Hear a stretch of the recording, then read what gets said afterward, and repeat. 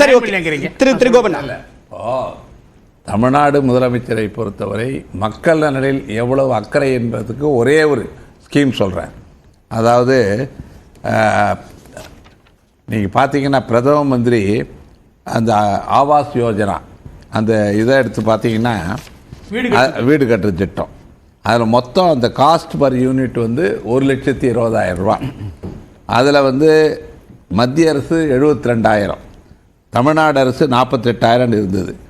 1.2 லட்சத்தில் அந்த வீடு கட்ட முடியாதுன்றதுனால கூடுதலாக 1.2 லட்சம் போட்டு 2.4 லட்சம் வந்து அந்த ஸ்கீமை உயர்த்தினாங்க.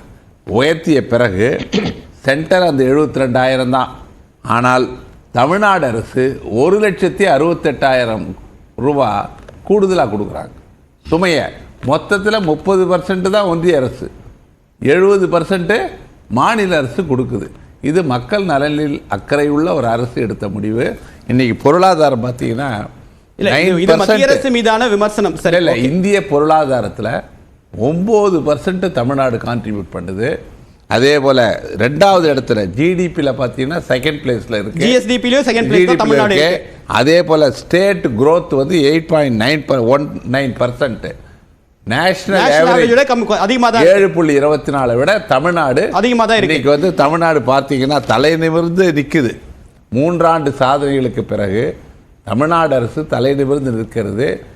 மத்திய அரசின் பாரபட்ச போக்கை பழிவாங்க இவ்வளவு வளர்ச்சி கண்டிருக்கக்கூடிய ஒரு மாநிலம், இவ்வளவு வளர்ச்சி சொல்றீங்க, இவ்வளவு பெருமையை சொல்றீங்க, பெரும் நிதி சுமையோட இந்த பிரச்சனை 3 ஆண்டுகள் கடன் வாங்கி எப்படியாவது நிர்வாகத்தை நடத்தின நிலையில இப்ப இந்த 1000 ரூபாய் கொடுக்க முடியாத அளவுக்கு நெருக்கடி முற்றி இருக்கா? இல்ல நான் கேட்கிறேன், வெள்ளம் நம்ம எதிர்பாராத இது.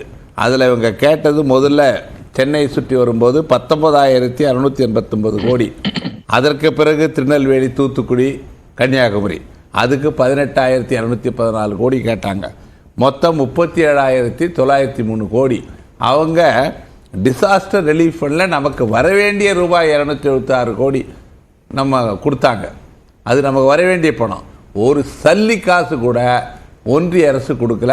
ஆனால் மத்திய பிரதேசம், பீகார், ராஜஸ்தான் போன்ற மாநிலங்களுக்கெல்லாம் நிதி கொடுத்துருக்காங்க. தமிழ்நாடு வந்து பாஜக எதிர்ப்பு பூமி, பாஜக தமிழ்நாட்டில் கால் ஊன்ற முடியவில்லை என்று தமிழ்நாட்டு மக்களை வஞ்சிக்கிற அரசாகத்தான் பாஜக இருக்கிறது.